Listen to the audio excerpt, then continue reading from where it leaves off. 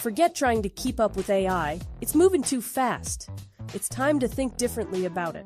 Welcome to the AI Readiness Project, hosted by 𝗪𝗲 and 𝗪𝗵𝘆. They're here to help you build the mindset to thrive in an AI-driven world and prepare for what's next.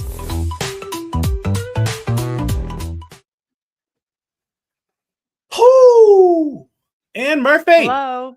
Shaking. Hi, everybody. Am I looking Hi, smooth? Kyle Shannon. Am I looking like a disturbingly old guy at the club?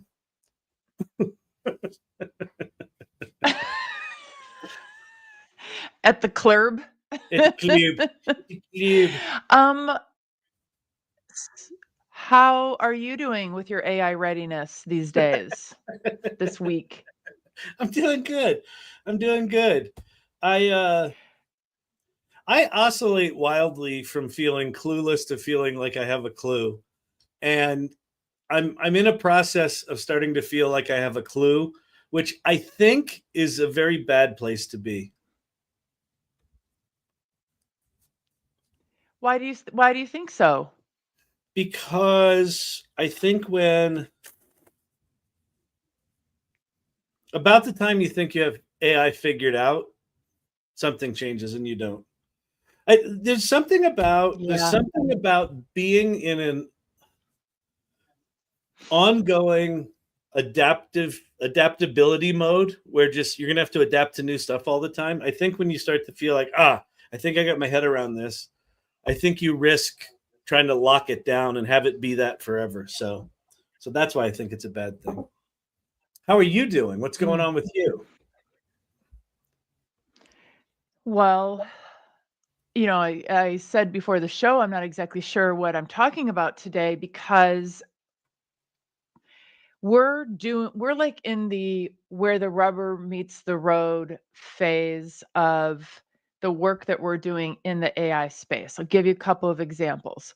You know, we're going to talk about today the AI Readiness Program and that it has quietly dropped. It has, but it is soft launched. It is soft launched, as we say. Then we oh, Rachel, good. We've got our friends in the house, and Steve-O and Reggie. Nice.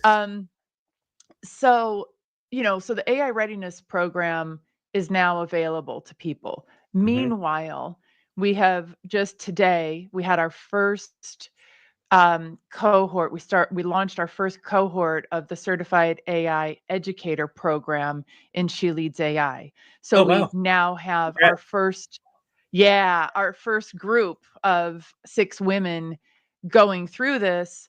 And the thing that's so cool about it is that we have an internship, so they will not only be learning how to educate like through an adult learning and development, you know, framework where you're like officially doing things the right way for people to learn things, but then they get to try that out on our audience of young college age women in poor countries who are wanting to learn AI. So our educators get to try it out.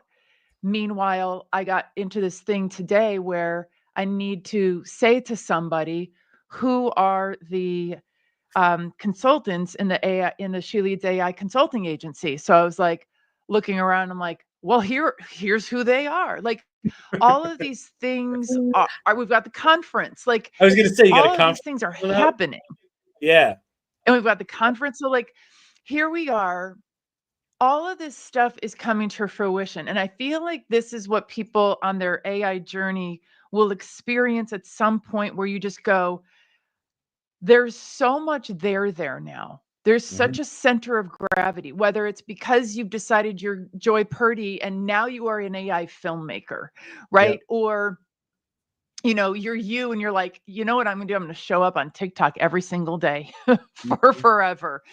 Or whatever, however it manifests. Like bunches of us are getting into this era now where we know what we're doing, we know what we have to offer the world, and we're making it available to the world. And like that is just very, very it's a very heady thing. It's a heady thing. So I want to let you off the hook a little bit, if that's okay. Please do. So you said you like weren't really sure how ready you were for AI. I think you're not in a sort of, as we define, AI readiness, it's this curious, sort of exploratory, adventurous kind of headspace, right? Yeah. What you just described, you actually can't be in that headspace right now, right? What you just described is, oh crap, I've got to be expert right here. I've got to show as a leader who knows what they're talking about, right? And as you said, put the rubber to the road. So I think the fact that you're feeling not too connected to that open, curious thing is actually a really good sign of where you are, right? You need to be there as a leader, and whether you make the right decision or not, that time will tell. But you have to be there, having made a clear decision. Here's who we are. Here's where we're going. Here's the consultants. Here's how this course is going to go. Here's how the AI readiness is going to roll out, right?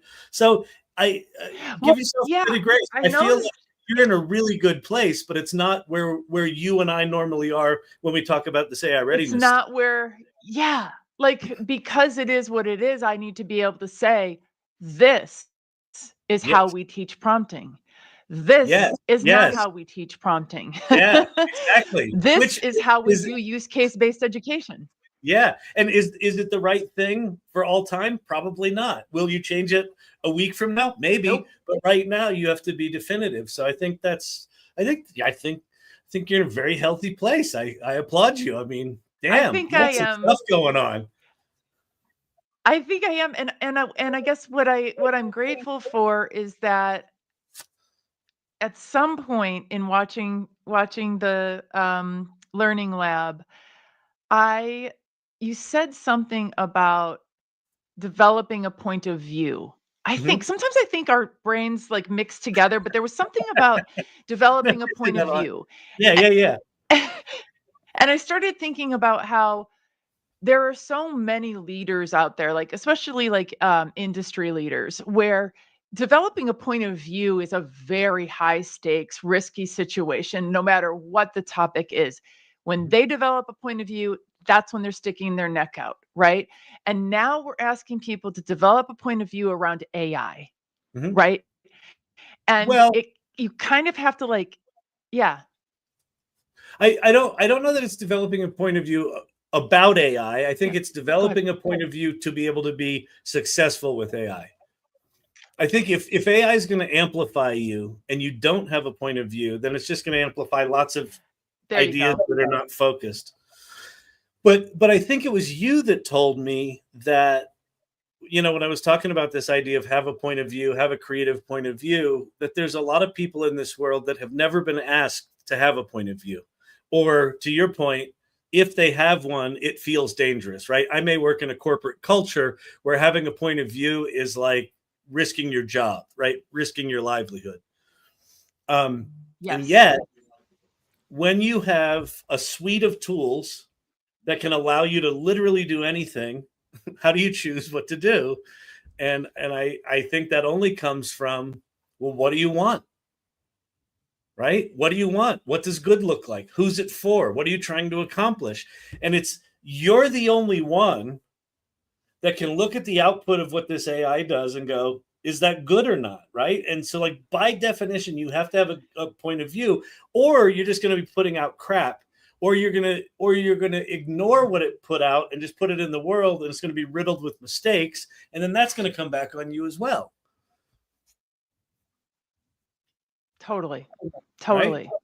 You're right. I think to be good at AI, you have to have a point of view, and you can get by for a little while without it.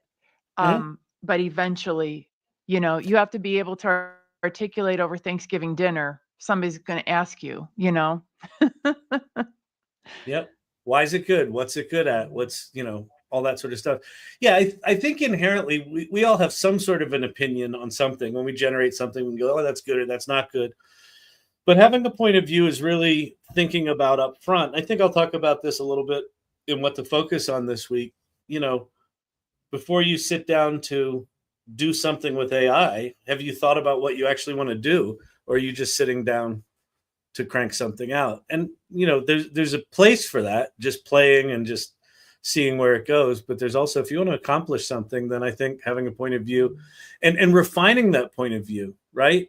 Like this is why I talk about Rick Rubin so much, but I also think about like Gordon Ramsay, right? The one thing you know about Gordon Ramsay is he's got a clear and definite point of view that if something doesn't taste good to him, he literally spits it out, right? And he tells you what he feels with no filter, right? And I think that could be that strong a point of view. I think is sometimes makes people a little bit fearful. Well, I don't want to be a jerk, right? But having a point of view is important. And if you have a point of view, that by definition means that there will be some people that agree with your point of view and some people that don't agree with your point of view. And a lot of people don't necessarily want to be in that uncomfortableness, you know?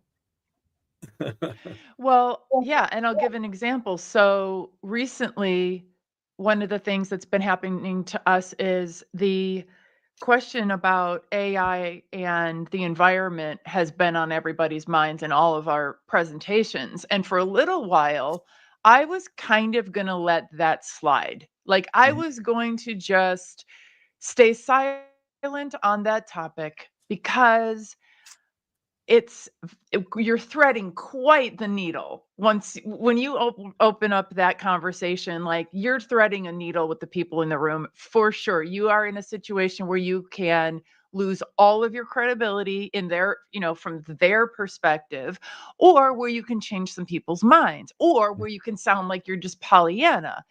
So that's been coming up more and more for people. And so we're having this robust conversation today about how do we handle when you're in the moment and let's say somebody has hired you to give a presentation, which is a deliverable, and you've got somebody who's needling on the, any objection around AI, but particularly the environmental one, because it's a hard question to answer. It's like actually difficult. You have to know stuff, or you have to have really good talking points. And so some of us are coming up with our point of view on that, like right now, right now, like while we're talking, or right after we're talking, we're making notes to ourselves and we're doing research and we're coming up with what are our bullet points for next time. Yeah. Yeah. I'll tell you I'm glad that you're going there. I am not going there. I'm not taking much time to put much energy into that, ironically, because here's my thought on it is, what is the purpose of saying AI takes up too much energy? If the purpose of it is to say, hey, I really want to do something about that. I love AI and I want to find a way to make it more efficient, then great. But I think most people bring that up as an argument why they're staying on the sidelines. It takes up too much energy, right, so I'm not going to do it, right? It's one of those tropes that's really easy to say. It takes 10 times more energy than a Google search. Okay, yeah, it does. It also, makes you, 50 times more efficient at your job, which, may counteract that. But here's what I can promise you. The AI models are getting more and more efficient. As they get more efficient, a lot of them are going to start running on edge devices like phones, where they're not going to take up so much energy. Yep. And also the AI is going to start to solve things like, fusion and we're going to find more efficient ways to generate energy. So I feel like in the long-term scheme of things, it will be solved, right? Because if we want to have these toys to play with, if we want to have these tools, we're going to have to solve the energy thing. So my only point would be, to the degree that you're using it takes too much energy as an excuse not to get into AI, I no longer accept it. Like if you want to go into AI and find a way to make it more efficient, more power to you. Go do it. Let's go to solar. Let's go to wind power, whatever it might be. Great. But if it's just an excuse to stay on the sidelines, then for me, it just becomes another trope of why people are avoiding dealing with this. And listen, at the core of AI readiness is being ready. Oh, your sync just went way off. So I think our timing, there's a skip. Yeah. So it is way off. Yeah. Right. Sorry about that. Didn't mean to cut you off, but being AI ready means being engaged with what's going on with AI. So so with that, let's talk about yeah. Okay, so one thing, two things actually. So on just to like give you and the listeners a little nugget. When people, because I agree with you that a lot of times it's just one of a series of examples of reasons to stay on the sidelines. And also it's an pretty anti-intellectual argument because it's a false dichotomy. It's not either or. So if we're going to kind of go the route of being a little bit nonsensical, right? I'll recommend two things. One is, if you're concerned about the amount of energy that each ChatGPT, thread is taking, learn how to prompt better so you're not going back and forth. So I put it back on them.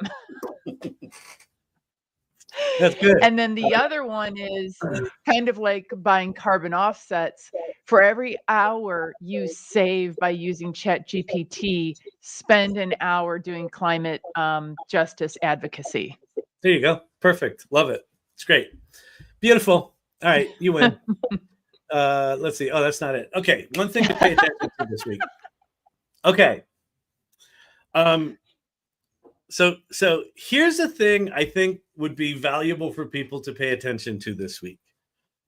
Chains. And here's what I mean by chains. One of the things that has struck me in the past couple of weeks is that when someone says, what's the best tool for XYZ, it's almost an impossible question to answer because the tools are really complicated. A lot of tools are multimodal and have all these different features that they do. And I also feel like saying things like, what's the best tool for making, this kind of output kind of reduces how you make stuff with AI down to a really simple, it's just like a tool. Like it perpetuates the idea that you just push a button with AI and out comes some work, right? So one of the tropes that people say is, well, AI is for lazy people. You just push a button out and out comes the thing. So when I talk about chains, what I'm talking about is the process, the workflow. What are the chain of events that have to happen? If you say, ooh, I want to make one of those Yeti videos, right? Where there's all, the Yetis sort of walking through the woods talking about whatever product they're talking about. I want to do one of those. Well, what is the chain of events? What are the chain of tools? What are the chain of activities? What are the jobs that you need to do to be able to produce one of those videos? Well, the first thing you have to do is you have to have a concept, right? So step one in the chain is have a concept. Now, is that a concept you came up with? Are you just copying someone else's? Are you going to go to ChatGPT and brainstorm it? Are you going to go to a whiteboard and brainstorm it? And then second thing might be work with ChatGPT to come up with a campaign, right? Maybe you want to talk about, you want to have Yetis talking about Yeti coolers, right? Get it? It's Yeti and Yeti, right? And how did you come up with that idea? Maybe that's a collaboration with ChatGPT. And then now once you have a concept, now you can come up with individual ad ideas. And maybe you have ChatGPT write those. Then you have to come up with a voice for the character if you want to control the voice, or maybe you're just going to use VO3 and just have it automatically do it. So everything that we do in AI is some chain of events, some chain of jobs. And some of those involve AI tools. And a lot of those just involve human input, right? I want to do this. ChatGPT gave me a result. I don't like the result. Make it better. There's a lot of back and forth. I'm going to go make an image of what my Yeti is going to look like. No, I don't like that. No, I don't like that. No, I don't like that. Back to point of view. So my thing to pay attention to this week is when someone asks you, what tool did you use for XYZ? Don't just answer the tool. If I just say to you, oh, I used Hydra to make that, or I used VO3 to make that, you're just like, oh, okay. And then you don't have a VO3 subscription and you don't know how to do it. But if I say to you, oh, to make that thing, well, first I had the concept and then I kind of did this brainstorming thing with ChatGPT and then I went to the whiteboard and then I went to 11 Labs and I designed a voice. And then there's something about unpacking that process that lets the person asking the question know that there's way more to this AI stuff than just pushing a button. There's a lot of craft in it, right? Even if what you're just doing is a recipe book, right? I got to come up with the ingredients, and then I come up with the tone, and I started with my grandma's recipes, but some of them were bad, and so we changed some of them. And like there's a chain of jobs that has to happen before you get to some output. Some things with AI are much more simple, but most things that I see that are of any value have been some chain of events, some chain of jobs that are strung together. So that's my thing to pay attention to this week. So I'm curious as to your thoughts of if I am blowing smoke up my own butt. No, okay, yeah. So Reggie in the comments just said exactly what I was saying, which is this is a craft. So there's all these people out there saying AI is ruining our craft. Right. AI, Is a generative craft. AI Yes. is a craft. Yes. It is a freaking craft. Don't take that away from me. It is a craft. I am a creator. You Yeah. know what? Yesterday when we were in the AI Salon Presents, we had Preston Marks from Pearson Marks from jellypod was on the AI Salon Presents last night, and he was showing us jellypod, which is it's like a podcast, AI podcast creation. Yeah. And what was really cool was he was feeling sheepish about doing a demo because a lot of times demos can kind of have the connotation of being salesy.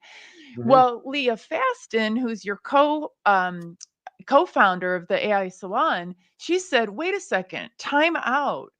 You've created this. This is your art. Yeah. This is your art. Do us the honor and the privilege of showing it to us. Like, and by the way, what an act of vulnerability too, when we show people our babies, our artwork. And that stuck in my head, and I was like, why can't we claim in the sea of people on LinkedIn, et cetera, saying, AI this, AI that, AI is taking your jobs, AI is ruining all the crafts, blah, blah, blah. Why don't we get to own that AI itself allows us to be creators? The fact that that when you sit down and to think, hey, I need to create an ad for LinkedIn. You sit down and you're like, okay, I need to do this. You kind of know the 7 things you're going to do, right? How did you get to that? Well, you got to that through trial and error, and you got it to a point. Some of those chains of jobs that you put together are known, right? Like if you were to document it, you could probably say, okay, for this kind of output, I use this tool, then I use that, then I use that, then I use, like, you could write it down. There's other things where you're just like, I don't really know. I kind of know where I'm going. And you kind of meander down this path of these things. And at some point, if you get it right, you're like, oh, I want to remember that. So what I would encourage people to do for the next week or so is start noticing your chains of jobs, start noticing those chains of events, start documenting them, right? Start documenting them, and then start talking about them, because I think that idea of revealing the craft of AI is really important. And I think it, especially for like the doomers that are like, oh, AI is just push a button, it's just lazy. No, it's only lazy if you treat it lazily. If you treat it like a craft, then it's not lazy. It is an art. So here's a fun challenge. What if we all committed to, when the next time somebody says, what did you use to make that? We take like a minute to take a step back and say, yeah, I will tell you the tool that I ultimately used, but here was my thought process going into it. Let me tell you how I got there. Yeah. Let me tell you how I got there. Or you know what? It was a lot of tools, and some of them weren't even AI. You know what? I used a whiteboard. I used whiteboard technology for this. It's from like 1962.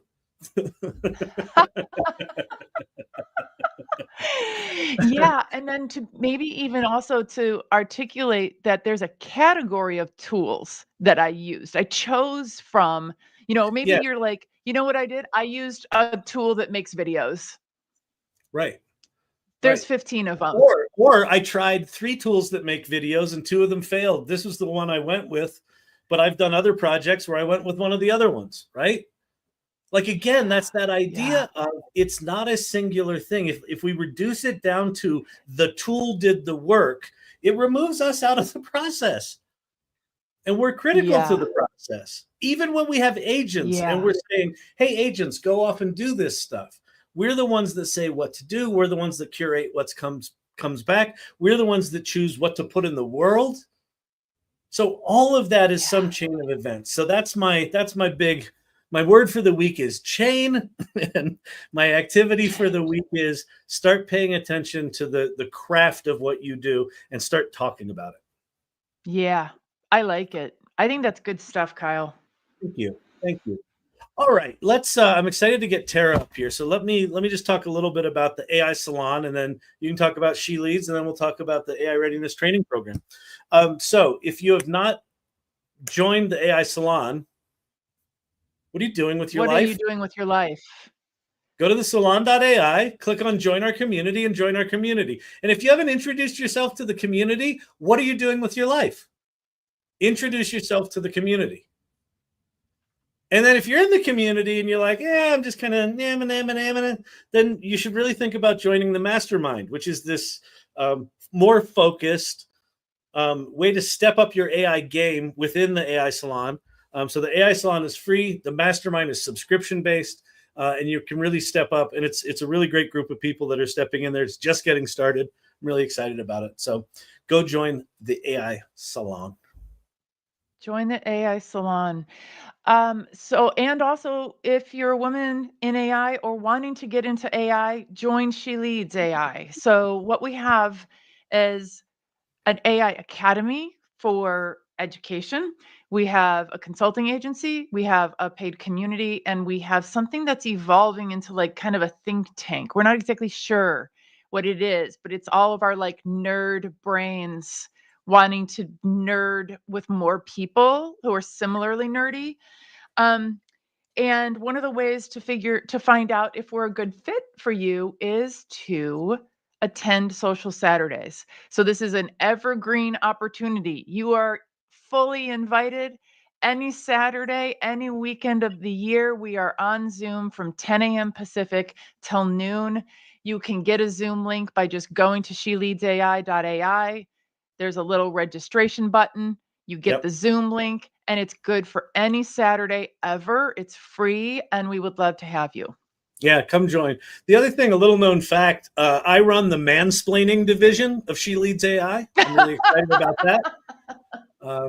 Yeah, so it's a lesser attended little corner of the community, but you know, I'm there to answer any questions you may or may not have that I can't answer properly. Exactly. Exactly. Or I can restate what you really meant. I'm happy you to could restate it. Yeah.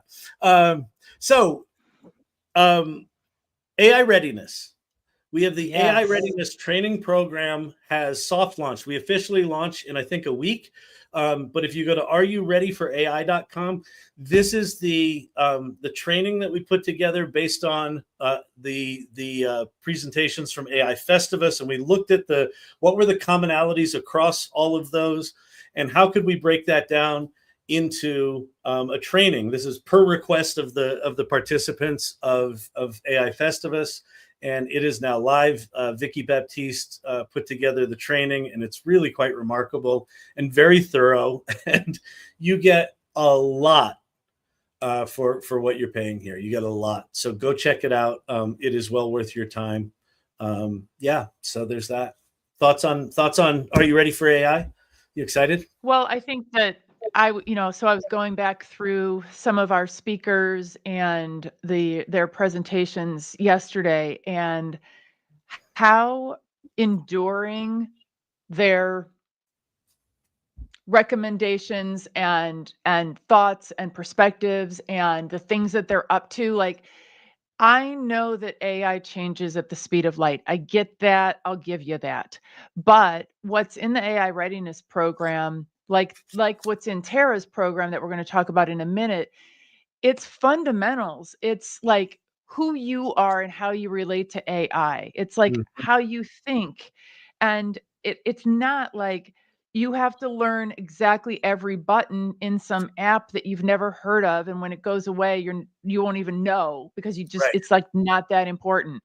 Right. And so the content there is going to help you think broadly about AI, and you're going to know, the next thing that comes down the pike, you're going to be like, oh, this is how I thought about, making videos before, but now I can, or how I made images before, and here's how making videos is different, right? Like how I approached it. So Yep. it'll allow you to create a way to like organize your thoughts around Yep. AI. Yep. It's a shift in mindset. And really exciting. So please go check that out. So with that, why don't you tell the good folks about Tara, and then we'll bring her up here. But while she's backstage, say all sorts of nice things about her. Yeah, So, I'll say all sorts of things. yeah, exactly. So one of the things I really appreciate about Tara is that she is a learning and development expert. So when she creates something, it's made the right way for our brains to actually learn. Nice. I mean, Kyle eventually teaches us stuff. He gets around. It's like if you hang around for a Meandering year river. or two, Yeah. you'll learn something. Whereas Tara's like, if I do X, your brain does Y, right? That's So she knows how to teach us stuff. And she took that skill set and turned and created AI educational content that is the only on-demand content that I would ever recommend to anyone other than the AI Readiness Program, but that's different, right? If someone was like, I need to know how to use AI, I would only say, go to Tara's programs. And she's also a delight. She is so generous to the AI community and such a fan and such a supporter. And she's also hilarious. And her recent content series has been a joy to follow along with. Tara, welcome. Hi, Tara. Welcome. Hey, oh, thank you so much. That is, such high praise from you, Anne. And yeah, I'm so happy to be here. And yeah, I'll tell you a little bit about Do That Dave first. Great. A lot of people ask about the name. It's a reference to the sci-fi classic film and novel 2001: A Space Odyssey, where a rogue AI system named HAL 9000 takes over a spaceship and then very famously declines to follow the commands of their human crew. There's, out there in space, and they're trying to get inside. One of the astronauts is trying to get back inside the spaceship and says, "Open the pod bay doors, Hal." And Hal says, "I'm sorry, Dave. I'm afraid I can't do that." So, it's a little cheeky, but, I launched this to help people discover AI, regardless of their level of technical expertise, and learn how to use it in their work, but also to understand how the technology works so they can control it instead of letting it control them. So we offer interactive self-paced courses in basic AI literacy and skills. We do live hands-on workshops so people can actually learn by doing instead of just listening, because like Anne was saying, that's one of those principles of learning design where listening and remembering is very much the lowest order of learning objectives that you can have. And what you really want to get to is these higher order objectives, like applications, analysis, thinking about how to use these tools, and building these chains of processes that we can, actually get to our outcomes, and we're not just using AI for AI's sake. Right. We're trying to get something out of it, do something. So Right. Do That Dave. That's a little bit of where that comes from. And one of my favorite my favorite course at Do That Dave is the one that I presented during AI Festivus, which is called the Future Product Playground. And this is a creative exercise, really, where we show people how to brainstorm product ideas of the future using ChatGPT or Claude or their AI friend of choice. And then, come up with something that's going to come out 50 or even like 100 years from now that seems like sci-fi right now, but is probably not going to be for very long. And then we actually just really take the to ridiculous lengths and have people do a whole go-to-market strategy for it. So they do their business plan for their future product and then do a pitch deck, because you got to go out and get some VC money to make your future product. And we do creating a product landing page, creating collateral like videos, social media stuff. So it's a way to really introduce people to a really broad variety of different tools and different use cases, but in a way that's not, just going through a checklist. It's like all anchored around this, fun concept. And we've really seen people just kind of realize how easy it is also to take some of these ideas that maybe used to seem really out there and really impossible, but you can do this stuff now. It's not,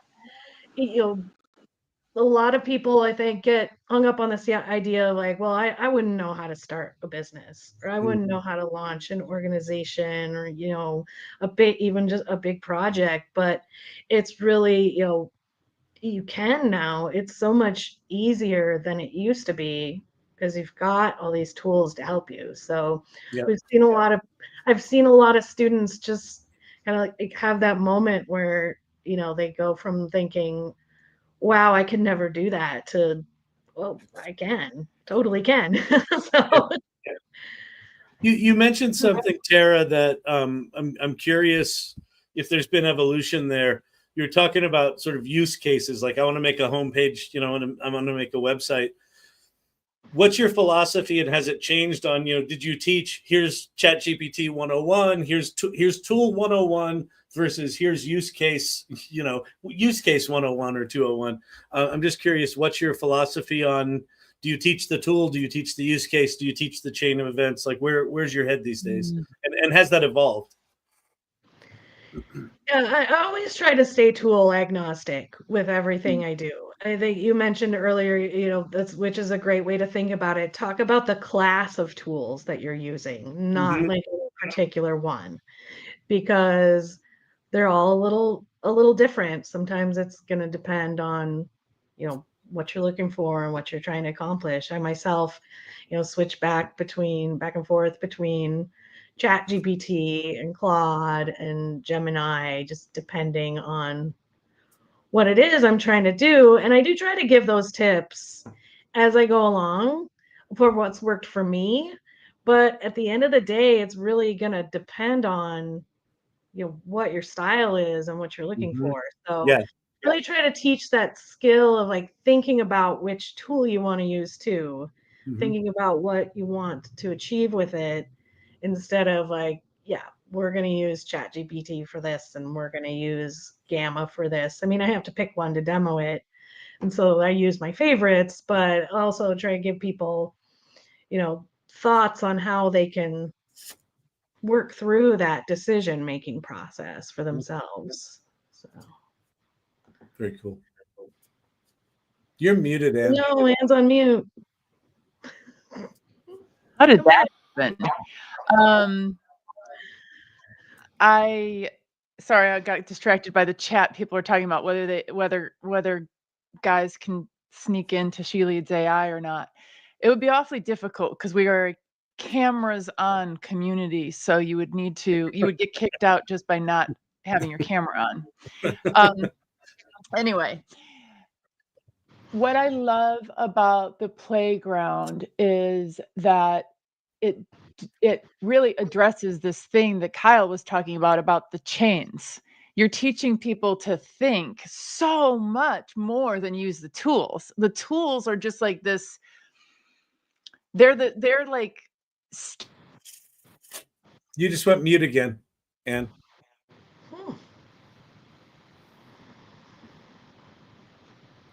We have a gremlin. I can hear. I just unmuted you. Or no, I can't. Oh, am I back? You're back. Okay. Yeah, something is happening. If something happens even more, I'll go out and come back in. But it's like the tools are just like stops along the way. Mhm. And I love how if you get somebody to think about something, kind of kooky, crazy, like unthinkable that could happen in the future, you give them the gift of not having to worry about how. Because in our real everyday life, all we ever have constantly are stuck in how. How am I going to do that thing? Right? And it's so boring and pedantic, right? You can't spend time with your head in the clouds because you're constantly having to be practical. But what you're letting people do is play and dream. And you're like, don't worry about the how. We'll figure that out. It's going to be one of these type of tools and one of those type of tools. But in between, you're going to do all this stuff. You're going to maybe journal. What are all the different things that you could create? Like, I specifically remember in first grade, they asked us to come up with an invention, and I came up with an invention that my substitute teacher, by the way, told me was impossible. And I was like, yeah, that's cool. It's not me. Maybe in first grade, I was like, whatever. But, yeah, it may not seem like it's possible, but who cares about that? Right? Yeah. Like, and that's what you're letting people do. They're like, well, okay, we'll figure that out. I just think it's awesome. Yeah.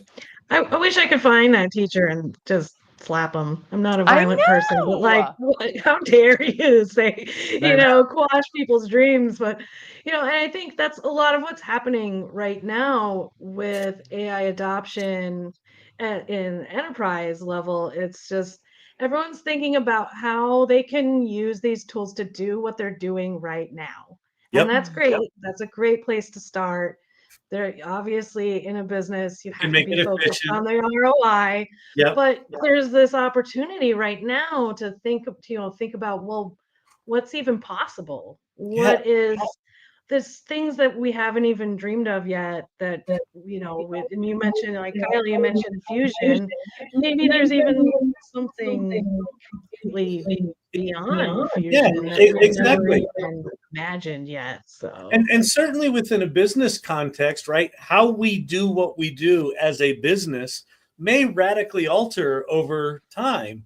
And is that change going to come from within, or is it going to come from, is it going to bowl you over from the outside? And I fear that a lot of the companies that just live in this sort of efficiency, use the tool as an efficiency tool model, are going to get blindsided. And those companies that figure out how to train their people to think critically and do exactly what you're saying, they're going to be the ones that discover new way of doing things from within. And I think that's ultimately, that's how the winners will emerge over the next 10 years, I think.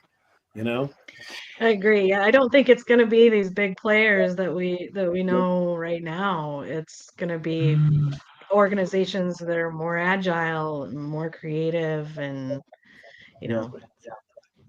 not the Titanic, which is a lot of these big they're headed straight for the iceberg. We're out here kind of like in our little boats. Can I ask you a question on audience? So how long have you been doing Do That, Dave, or how long have you been doing AI education, whatever it's been called? I think it's been about a year and a half. Year and a half. I'm just curious, have you seen a shift in your students, in the learners? Have you seen a shift in either how they're showing up or how they're learning or what you're teaching them? What are you seeing in your audience base? Yeah, I mean, I don't know I always definitely try to cater to the absolute beginners.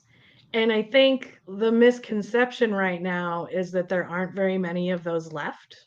And we're inside our AI bubble, right? We're all very much in it all the time, every day, and it's kind of inconceivable that there's people who haven't even heard of it or tried it. But I know for a fact that there are plenty, because I meet them all the time. My uncle, from he was just visiting me this past couple weeks ago, and he's like, "So, what is this AI thing? I don't even get it. Like, is this?" And he's like, is AI the one making all these horrible comments on Facebook?" Wow. Could be, yeah. I mean, so unfortunately, some of those are real people, but a lot of them are Yeah, bots. exactly. Yeah, exactly. And it's like, and he's like, he's been, he's worked in the corporate world for decades, and he's semi-retired now, but still, it's like, it's not a given that everybody knows this yet. And Yeah. I'm in Silicon Valley too. I live in San Francisco, so we're Oh, even you're even worse. more of a bubble. We're even worse thinking that everybody knows it. And I go to these events around town and I talk to people and I'm like, yeah, there's people who haven't heard of it. And they're like, no, it Wow. couldn't be. I'm like, yes, it could be. So That's amazing. yeah. All right. So So let's tee up our 3 questions here. Yeah, jump in, yeah. man. So Tara, one of the questions that we ask all of our guests to answer is, when did you know that it was time to go all in on AI, and what happened next? It was pretty shortly after, I think, ChatGPT 3.5 was first released to the public there in November of 2022. Pretty a little after though, because at the time I was doing a lot of freelance work as a learning designer. And my business partner at the time kind of came to me with this and like, have you heard of this? And I was like, oh, it'll never be better than me. And it's still, and I started to play around with it, and I was like, oh, I guess. And I was like, oh, I could use this to do this. Yeah. I used it to do the parts of the stuff that I always hated doing Mm. as a learning designer. Like, I like coming up with concepts on my own and writing a lot of the content, but then I get to the end, I'm like, oh crap, I got to make quiz questions. Yeah. I got to do a course overview. This is the stuff where I'm like, I don't got time for this. Mhm. So, I really started to see that potential and just really see it as not like a replacement for anybody. Like, I never thought in the beginning, the first, the initial iterations of the technology, I never thought it was going to be replacing anybody. Now, I'm not so sure, Yeah. but as it's advanced. But at the time, I was like, but this can be, this isn't going to replace me, but this can multiply my effect. I can do more, and I can do more of the things that I've always wanted to do. So I really just, and I've done a lot of work in the past developing programs for people in marginalized communities, helping build like technical assistance programs for people who want to start their own businesses, was what I was doing a lot of at the time. And I was like, this, and I just thought, this is going to leave those people behind, just like everything else has, every other advance and every other, the disparities in educational outcomes are so stark that this is going to just make the gap even wider than ever. So that's really where I got in, and what I've been doing ever since is just trying to make sure that everybody who has access to this. Yeah. So, That's amazing. That's great.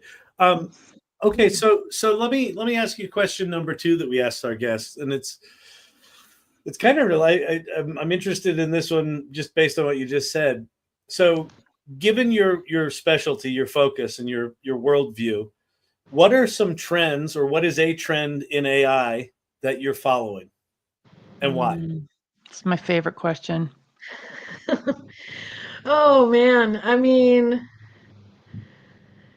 everybody's looking at agents right now, right? And I've been following this very much from the sidelines. It's not something that I do a lot in my teaching practice, because it takes more to get to that point where you're ready for that than people realize. You don't discover AI and then the next day you're building your own agent. It so much more goes into it than that. You have to know how to work with these models. You have to know how they behave. You have to know how to get consistent results. And like, again, theme of the day, you have to have your workflows documented. You need to know the chain of events that needs to happen to get to what you want.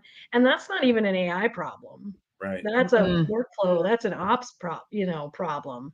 Right. That these workflows are, tend to be like, especially creative workflows, they tend to be ill-defined, live in somebody's head exclusively, or, they're institutional knowledge that aren't necessarily like easily teased out. And Yeah. that's the big part of, what you have to do before you even get there. And I think it's kind of funny. And I also think it's hilarious the way, people are slapping this agent label on things everything.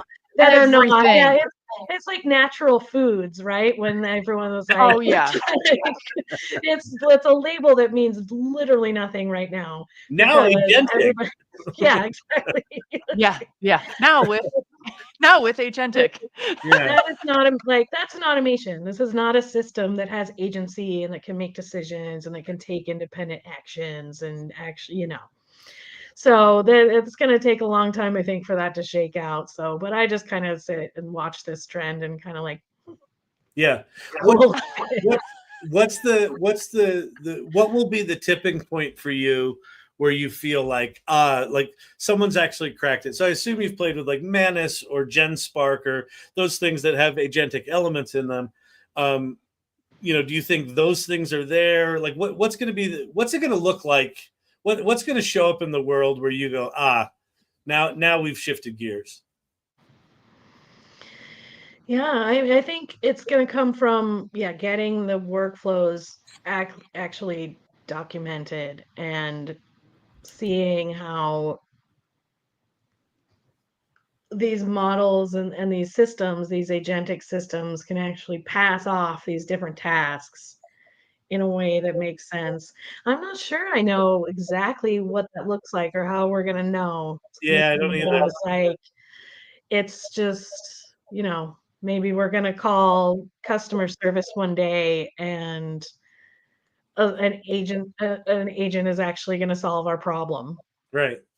In a way that makes sense. And that's going to be like, that was actually an agent. That was but I think it's quite a ways off. And, that's something I do a lot in my workshops right now. I've been working with some teams that are they've been using AI, but want to go a little deeper and be more strategic.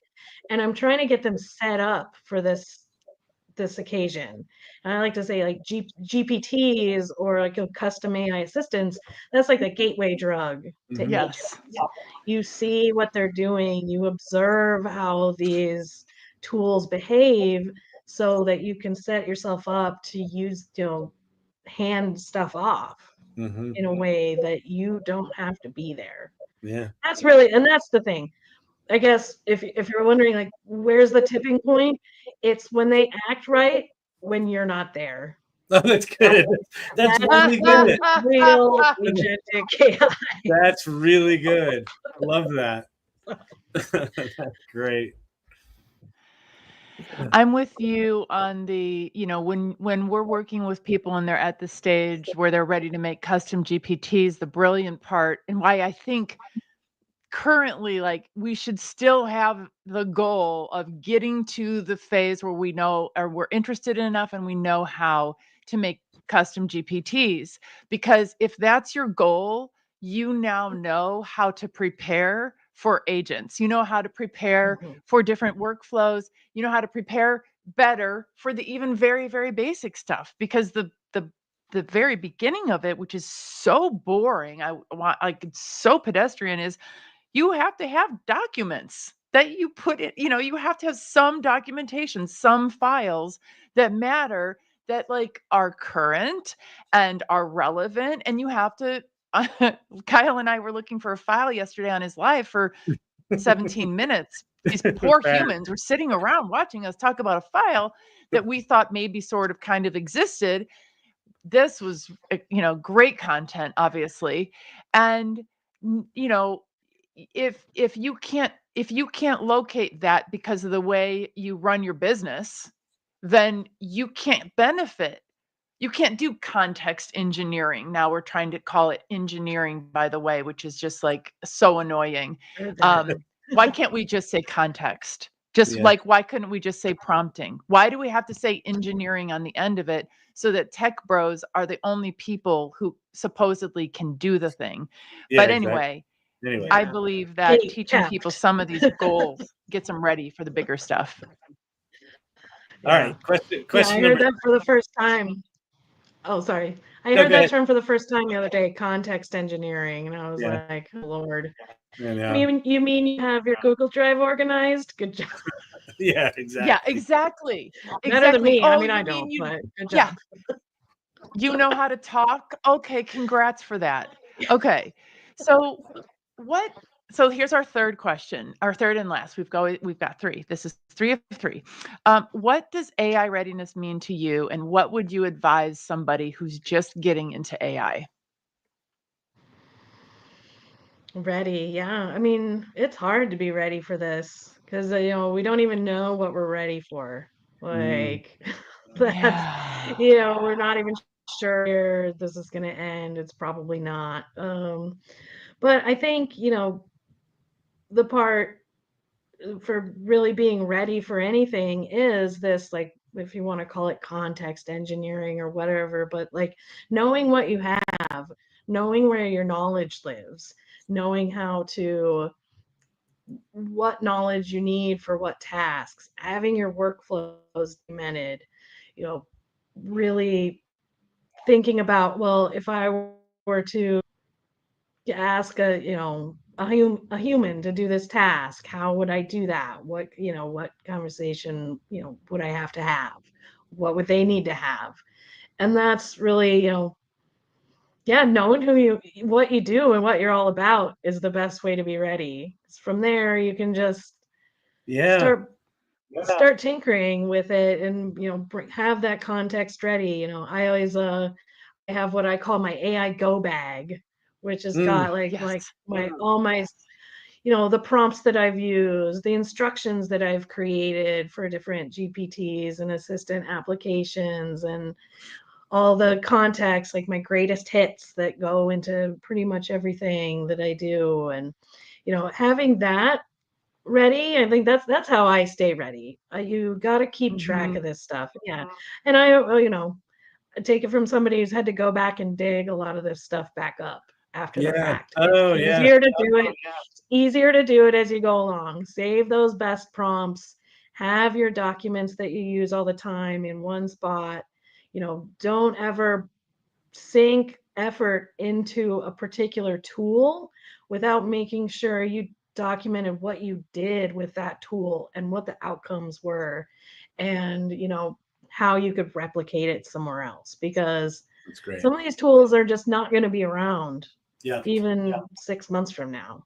Yeah. So never trap your work into any one platform. I think that's how you stay ready, stay nimble, and just be ready to move Yeah. all the time. Love it. So, Stay ready. Just stay Beautiful. great ready. questions. Good Well, luck. those are fun questions, aren't they? Awesome. So let's oh wait, I'm getting an echo. I don't know who it's coming from. But thank you for that. That was really awesome. If you have not done it yet, go check out dothatdave.com. That's Tara's website. And anything else you want to say to the good people about what they should go check out on your side? Yeah, I mean, if you have never tried AI before, we have a course called Basic Training.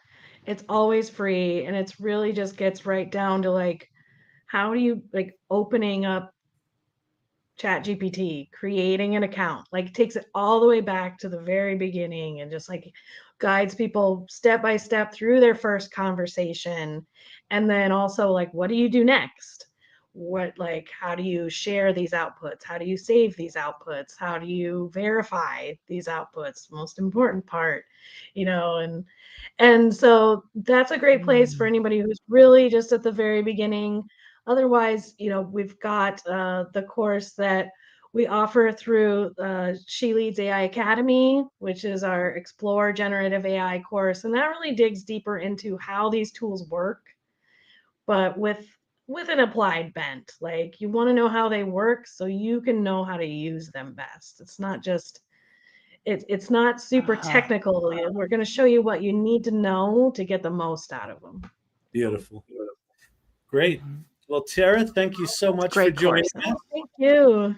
It was so much fun. You guys have the most It was fun. so fun to have you on the show. So great. Thank you. Good luck with everything. Thanks for everything. Bye-bye. Thank you.